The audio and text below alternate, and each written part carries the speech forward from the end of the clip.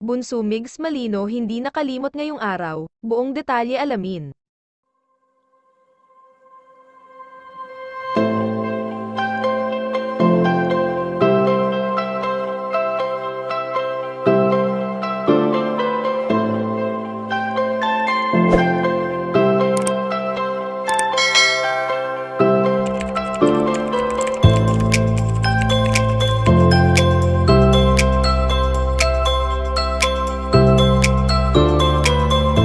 Sa kabila ng pagiging busy ngayon ni Bunso Migs Malino sa kanyang mga ginagawang pagtulong at ganun na rin ang pakikipag-collab niya sa mga kaibigan nito sa showbiz industry, bagamat nakakaramdam ng pagod ay ni minsan ay hindi naisip ng binata na siya ay magpahinga na lamang.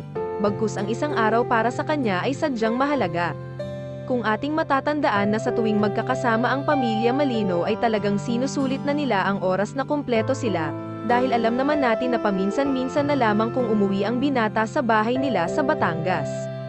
Sa kabila ng pagsusumikap ni Bunso Migs Malino ay talagang hinahangaan siya ng kanyang inay Belen, lalo na nga at nakayanin nito na lumaban sa buhay sa kabila ng sakit na kanyang naramdaman noong panahon na iniwan siya ng kanyang pinakamamahal na katambal.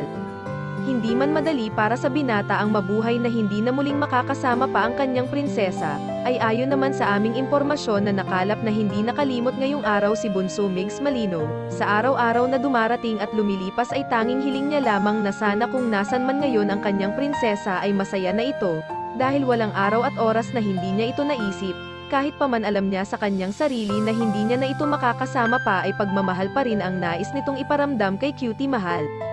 Kayo mga kachika, anong masasabi niyo dito? Please leave the comment and don't forget to subscribe.